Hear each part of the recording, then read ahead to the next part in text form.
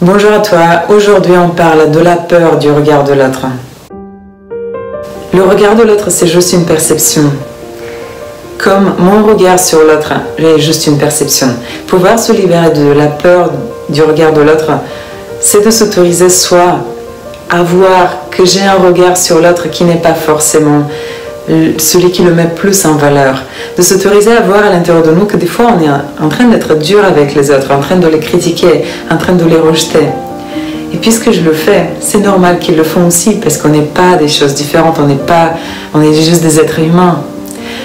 Si moi je suis capable de faire ça, pourquoi je ne l'autoriserais pas lui à faire ça?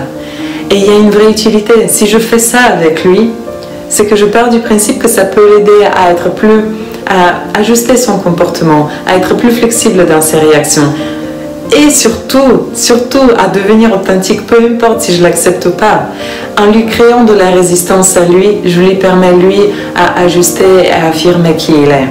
Et c'est exactement ce qui se passe pour nous lorsque les autres nous rejettent ou nous envoient un regard critique, un regard qui n'est pas en accord avec ce qu'on aimerait recevoir de leur part. C'est dans ces moments-là où ils nous permettent pleinement d'être nous-mêmes. Quelqu'un qui veut être authentique, quelqu'un qui veut être soi, il a besoin des regards à côté de lui qui vont rejeter qui il est. Je ne veux pas dire qu'il va s'entourer qu'avec des gens qui le rejettent. On a besoin des deux. Mais les gens qui nous rejettent sont ceux qui nous permettent le plus de nous affirmer. C'est ceux qui nous permettent le plus de confirmer devant nous-mêmes qui on est réellement. Est-ce qu'on est d'accord avec ce qu'on croit être?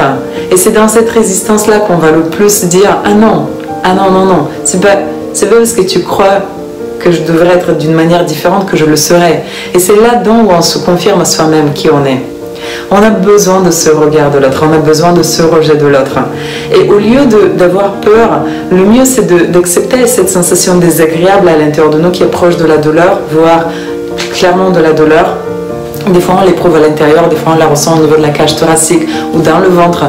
C'est de pouvoir juste l'identifier et de se dire c'est pas parce que j'ai cette sensation-là que c'est mal ce qui m'arrive. C'est pas parce que j'ai cette sensation-là que je vais chercher à éviter ce que l'autre est en train de me dire. Au contraire, j'entends ce qu'il est en train de me dire. Je perçois qu'il est en train de me rejeter parce que j'ai une réaction physiologique. Et face à ça, je vais vérifier à l'intérieur de moi à quel point je suis d'accord avec lui ou à quel point, au contraire, j'ai envie de m'affirmer et de dire que c'est pas exactement ce qu'il croit et de lui mettre des limites pour qu'il puisse lui aussi me percevoir de la manière dont je me perçois sans pour cela lui imposer. C'est un peu différent. C'est pas parce qu'il m'accepte pas comme je suis que je vais lui imposer cette version de moi. Mais par contre, c'est pas parce qu'il m'accepte pas comme je suis que je vais accepter sa version de moi. C'est là où on arrive vraiment à s'affirmer et être qui on est. C'est dans cette forme de fermeté non agressive que j'arrive pleinement à incarner mon authenticité.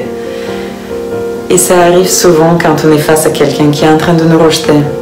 Donc au lieu de chercher à échapper ce rejet et ce regard de l'autre qui ne nous approuve pas comme on est, cherchons plutôt à accepter la sensation désagréable à l'intérieur de nous pour pouvoir clairement s'affirmer tel qu'on est face à tout type de personnes. Je vous souhaite de passer une excellente journée. Je reviens avec d'autres thématiques qui sont assez touchantes et avec lesquelles on a besoin de s'y faire, de devenir plus forte face à des situations qui sont douloureuses pour qu'on puisse pleinement exprimer qui on est. On a besoin de développer ce muscle, cette force à l'intérieur de nous pour s'assumer qui on est et assumer devant les autres cette identité qui nous inspire. Et je vais finir avec une phrase de quelqu'un qui m'inspire moi, et c'est cette phrase qui m'a inspirée également, c'est que la personne qui devrait t'inspirer, c'est toi-même d'abord. Passez une bonne journée, inspirez-vous de vous-même et montrez aux autres qu'eux aussi ils peuvent s'inspirer de qui vous êtes. Bonne journée à vous et à bientôt.